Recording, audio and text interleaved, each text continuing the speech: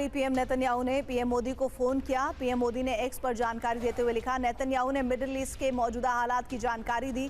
हिंदुस्तान को उन ममालिक में था, अमेरिका था, इंडिया था, वो जर्मनी होगा और फ्रांस होगा, जिनको पूरा पता था, तफसीलात पता थी कि किस तरह अटैक होना है, क्या होना है। और हिंदुस्तान जो इतना दोस्त बना हुआ था ईरान का, कभी चाबहार की पोर्ट लेने के ऊपर था, कभी ईरान से ऑयल इंपोर्ट करने के लिए, उसने ही ईरान की कमर में छुरा घोंप दिया। नरेंद्र मोदी और अडानी और इंडियन सहाफियों, आज मेरी बात याद रखना, इस तस्वीर के बाद जो जंग शुरू होनी है उसके बाद तुमने नजर हैफा पे, इसराइल पे या मीडिया पे नहीं रखनी, तुमने अपनी नजर मोदी पे और अडानी पे रखनी है। उनकी शक्ल पे पड़ी हुई लानत तुम्हें बताएगी कि हमने कितने कर्मनाक तरीके से तुम्हारे फौजी जो तुमने वहां भेजे उनको मार मार के जन्नत हासिल की। आपकी बात ठीक है कि इंडिया ने ईरान की कमर में रियली छुरा घोंपा। जो वहां पर उनको अलाउ किया हुआ था कि वहां पर वो पाकिस्तान की तरह प्रॉब्लम क्रिएट कर रहे थे, रॉ मौजूद थी, वो उनकी लोकेशन भी सारी उनको पास कर रही थी। ये मैं आपको बड़ा मेरे से लिख लें, ये पाकिस्तान के ऊपर अटैक आएगा। ट्रम्प के साथ मामलात बन गए हैं, अमेरिका के साथ मामलात बेहतर हो गए हैं, जबरदस्त फर्स्ट क्लास, और अब ईरान वाली एपिसोड अमेरिका सामने लेके आया। We fully support Iran's right to have। चुन चुन के मारेंगे, एक एक को मारेंगे, जो मिला उसको मारेंगे, जो मुल्क आया उसको मारेंगे। इस वक्त की बड़ी खबर आपको बता दें, मिडिल ईस्ट में चल रहे संघर्ष के बीच प्रधानमंत्री नरेंद्र मोदी ने इजराइल के पीएम बेंजामिन नेतन्याहू से बात की।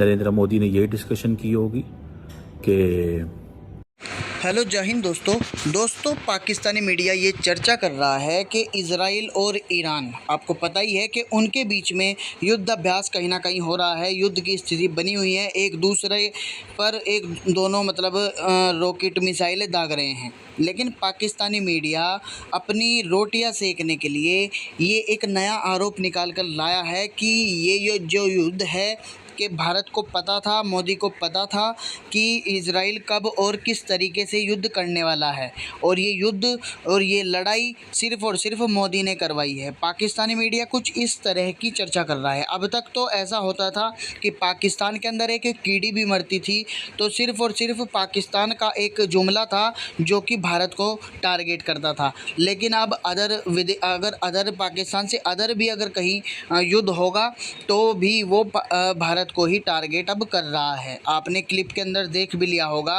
और इस मुद्दे पर ये भारत ने कराया है या नहीं, इस पर आपकी क्या राय है, आपको कमेंट बॉक्स में ये चीज़ मुझे ज़रूर बतानी है। और साथ ही पाकिस्तानी मीडिया के लिए 2 रहपट चप्पल जूते जो भी तुम दे सको कमेंट बॉक्स में दे दीजिएगा।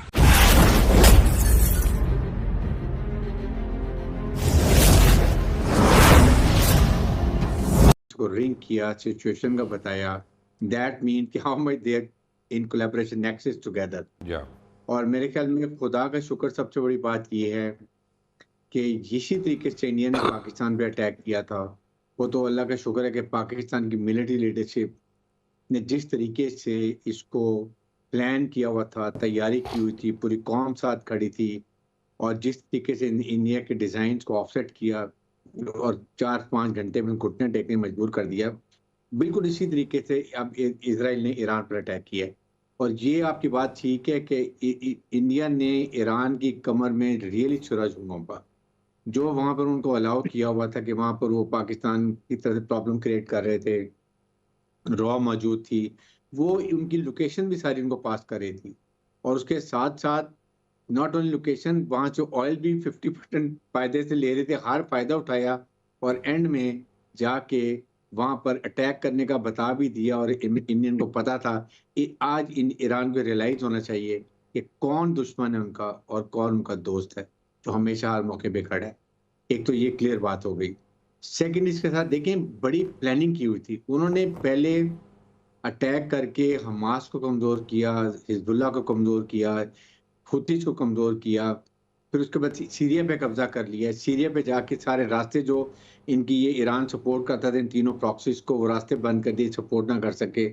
और उसके बाद उन्होंने ये प्लान, लास्ट ईयर आपको याद है कि उन्होंने इनकी S-300 साइट्स उड़ा दी थी, वो नुकसान पहुँचाया था। और अब आइसोलेट करके ईरान को बिल्कुल प्लान करके अमेरिकन ने साथ मिल के उनको बातों में सुलझाए रखा, और इधर से इन्होंने इसके ऊपर अटैक कर दिया।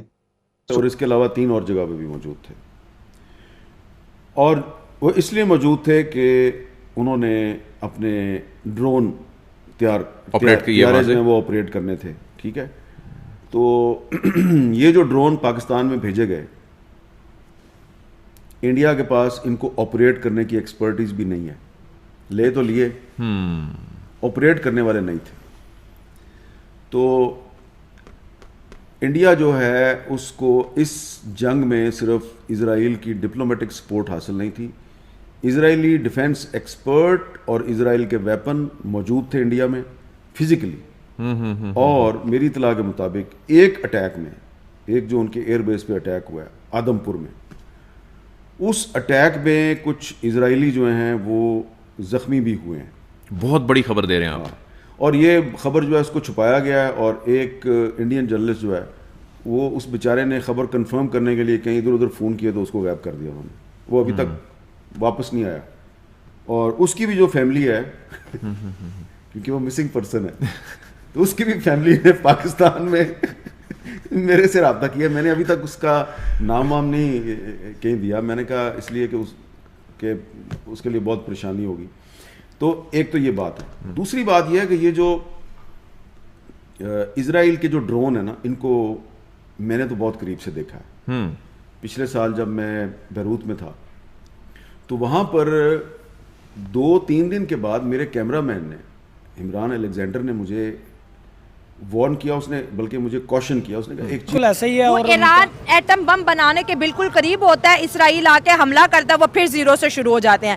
फिर वो जब 80% होते हैं, इसराइल की एजेंसी सर कैसे ईरान की गली गली तक पहुंचे? उन्हें इतना भी पता होता है कि इस वक्त ईरान का आर्मी चीफ कहाँ है, उन्हें ये भी पता है कि वो 6 न्यूक्लियर साइंटिस्ट जो ईरान को एटम बम बनाने की पावर दे रहे हैं वो कहाँ पे है? सर चुन चुन के मारा है। ये मोसाद किस तरह से काम कर रही है? जी ऐसा ही है। एक्चुअली जहाँ पे इसराइल अटैक करता है उसके पीछे अमेरिका का हाथ होता है, और जदीद टेक्नोलॉजी वो फ्राहम कर रहे हैं इसराइल को। एजेंसीज भी तो है ना, एजेंसीज ऐसा ही है। ये बात है ना कि अगर किसी मुल्क के अंदर कोई मतलब कि ये पता चल रहा है उन्हें मतलब कहाँ पे क्या हो रहा है क्या नहीं हो रहा, उसमें जाहिर सी बात है कोई एजेंट होते हैं अंदर ही, मुल्क के अंदर ही गद्दार होते हैं। एक वक्त था कि इंडिया भी पाकिस्तान का न्यूक्लियर प्रोग्राम खत्म करना चाहता था, और इंदिरा गांधी ने उस वक्त ये ऑपरेशन किया था कि पाकिस्तान की न्यूक्लियर साइट्स को तबाह कर दो, हम नहीं चाहते कि पाकिस्तान न्यूक्लियर पावर बने। तो पाकिस्तान तो इंडिया की उस साजिश से निकल आया था, पाकिस्तान की न्यूक्लियर साइट बच गई थी। लेकिन क्या ईरान अपनी न्यूक्लियर साइट बचा पाया इस अटैक के बाद? मेरा ख्याल है कि अगर मुसलमान सारे मुत्तहिद हों तो तभी ये पॉसिबल है, अदरवाइज तो मुश्किल लगता है। मुसलमान क्या करेंगे? मुसलमान तो खुद 72 फिरकों में बटे हुए हैं। ये अहले तुशी मुल्क है, अहले सुन्नत वाले कहेंगे अच्छा हो गया। जी ऐसा ही है, लेकिन यही तो हमारा मसला है। यही चीज़ तो खत्म करनी है ना। हाँ जी, यही तो चीज़ खत्म हो गई तो उसके बाद ये सारा कुछ होगा ना। आपको क्या लगता है अरब ईरान के साथ खड़े आज? नहीं, अरब तो कभी नहीं खड़ा, कभी भी नहीं खड़ा होगा। अमेरिका का वो आया सदर डोनाल्ड ट्रंप आया, उन्होंने जैसे वेलकम किया सबको पता है, तो वो कभी भी ऐसा नहीं होगा कि वो ईरान के साथ खड़े हों। पाकिस्तान भी सिर्फ मजम्मत ही कर सकता है, और क्या करना है इन्होंने। क्यों हम मुसलमान इतने क्यों कमज़ोर हैं कि हम जो है पड़ोसी मुल्क अगर मुस्लिम है और अगर उसके अंदर कुछ ऐसा हो रहा है जो कि हम कहते हैं कि गलत है हमारे पॉइंट ऑफ व्यू से। अच्छा, दुनिया कहती है कि ईरान के अंदर पास हिजबुल्ला है, ईरान के पास हमास, और इसराइल कहता है मुझे ख़तरा है, और दुनिया को बताता है कि ईरान के पास एटम बम आ गए ना तो भाई पूरी दुनिया को वो नहीं छोड़ेगा। क्योंकि आज भी उनके एक नुमाइंदे ने बयान दिया, उन्होंने कहा कि हम किसी के हुक्म के पाबंद नहीं हैं, हम अमेरिका के हुक्म के पाबंद नहीं हैं, हमारा जब दिल चाहेगा हम हमला करेंगे। तो उन्होंने ये बयान दिया, आगे से अमेरिका ने बयान दिया कि हम भी अगर आप इसराइल पे हमला करेंगे तो हम आप पे हमला करेंगे। जब भी बात गैर मुस्लिम की आती है अमेरिका उसको सपोर्ट करता है। उनको वहाँ पे अब फ़लस्तीन में जो हो रहा है वो उनको नज़र नहीं आता। अब इंसानी हकूक़ की बात करते हैं, वो जहाँ पे भी जाएँ वो कहते हैं इंसानी हकूक़ की सबसे पहले बात होनी चाहिए। तो ये इंसान नहीं है। ईरान पे जो हमला हुआ, जो सिविलियंस पे अटैक हुआ, तो वो भी तो आखिर इंसान ही है। नॉन मुस्लिम को बचाने के लिए आप कहते हैं ट्रंप आ जाता है, क्योंकि ट्रंप उसी कंट्रीज को के पास जाता है जिसके साथ उसका इंटरेस्ट हो या उसका अलाय हो।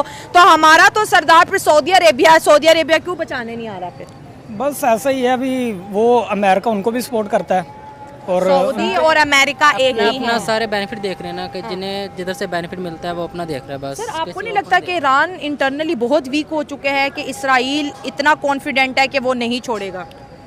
ऐसे लगता है। पिछले दिनों में आपने देखा होगा कि एक इसराइल फ़लस्तीन के सॉरी आए थे, उनका नाम मुझे ज़हन में नहीं रहा, वो उनके मुल्क में आए हैं, ईरान में आए, उन पे हम अटैक हुआ है और उनको उन्होंने शहीद किया। तो आप यहाँ से अंदाज़ा लगा लें, जिस मुल्क में कोई दूसरे मुल्क का इंसान सेफ़ नहीं है तो वहाँ पे कैसे वो अमन की बात कर सकते हैं या कह सकते हैं कि वहाँ पे आके हम कुछ भी पॉसिबल नहीं है या जो भी है। लेकिन मेरे ख्याल से ईरान पे वो जैसे ही हमला करते हैं वो उनके जो मेन पॉइंट्स हैं उनको अटैक करते हैं। सर उनकी मतलब के जो एजेंसीज है ना वो बहुत ज़्यादा एक्यूरेट इन्फॉर्मेशन है।